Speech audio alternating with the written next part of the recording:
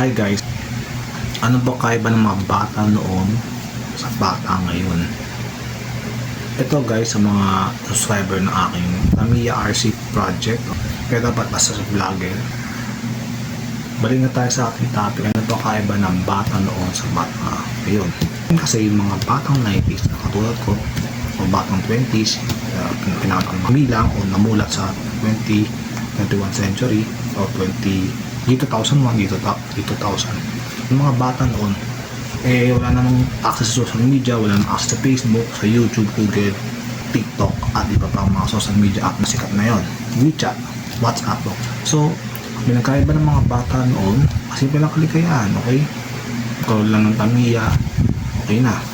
Kahit copy lang yun, okay na. The best bata, wala kang pambili ng original ng Tamiya, gano'n na yan, mga Tamiya.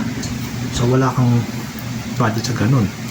So, ang problema sa mga bata ngayon ay masyadong silang mapanghingi.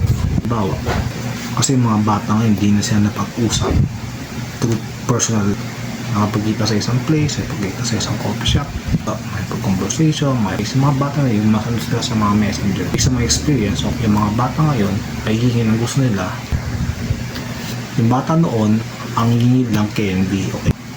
Saka noon, mga batang 90s noon, masaya na sa ibibili ng yun, mga stickers dito sa kamay, o yun mga batang 90s noon eh. Mga batang ngayon, yung timer, yung Rubik's Cube, na magandang Rubik's Cube mo, mag-ingat tayo sa mga ganun bata, okay? Kaya sabi ko lang, yung mga bata ngayon ay masyadong ng exceptional o yung masyadong mataas ang expectations sa mas nakakatanda sa kanila, okay? Iba ng mga bata noon sa ngayon. Yung mga bata kasi ngayon, yung mga bata ngayon ay walang ginawa kundi mag-TikTok, walang ginawa kundi mag-YouTube. Kasi ang YouTube, millennial generation tong YouTube. Karamihan ng mga Gen Z, TikTok ang tambayan, o Shopee, o Lazada, o Zalora, o Amazon, o nilang app. Sa ibang bansa, website, okay? So, sa panahon na yun, mga bata ngayon, masyado silang expose sa Shopee, sa TikTok, dahil na sila sabi ko, hindi na papangalanan ng batang yun, okay? Gusto mo order sa akin, ayaw niyang bumili ng brand. Okay, pag-usapan natin to. Actually, hindi na to sa mga bata. Ang title nitong content namin is yung bata noon versus ngayon. May mga animation, gaya ng Vince Animation, okay, nga ng bata noon versus ngayon. Pero pagkakaiba ng traits o ugali, mga bata noon sa ngayon. Ang bata noon, ano lang, libangan sa lagubang, helicopter. Bata ngayon, ang libangan ay walang bukong bibig kundi yung ML na riot, so wala nang pagkain mo sa ML. Ako interest ko wild rip. Yung interest ng mga bata na yun, gaya niya, yung mga mobile games, okay, yung mobile games, multiplayer online battle arena.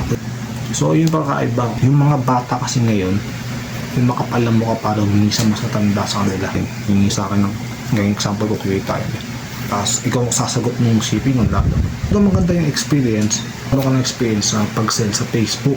Ako kasi hindi good idea. Ito, titisya ko ng aking experience as online seller. So, mas prepared ko Shopee or TikTok, o sa inyo Shopee or TikTok, minus kasi sa mga scammer na buyer o scammer na seller. Kasi vice versa yun eh. Bibili kayo sa TikTok, magbibenta ka sa TikTok. Bibili kayo sa Shopee, bibenta kayo sa TikTok. Maingat tayo doon yung batang yun. Tutukoy ko, hindi na sabihin ko ng pangalan, okay?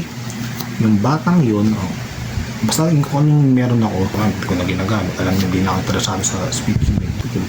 Nag-iba lang interest ko.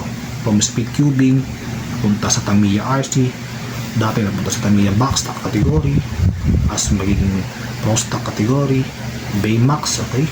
Sabihin ng Baymax, maximum something, sabihin ng build maximum limit. Wala siyang limit sa rollers o dampers, at walang nilalagay dyan. Ganyan manlalagay sa gilid ng Tamiya. So ganyan ng Baymax, meron pang T-Mac, meron pang Speed Tech, okay? So pakaiba ng mga bata, technology, hindi natin alam. Ako hindi ko alam yung para sa Shopee. Ang dami alam sa Shopee. Ako hindi ko na paano makapaan yan. Gaya na yan, meron ng Shopee video. Wala namang ganyan sa Shopee video eh. Ngayon 2024 meron ng Shopee video.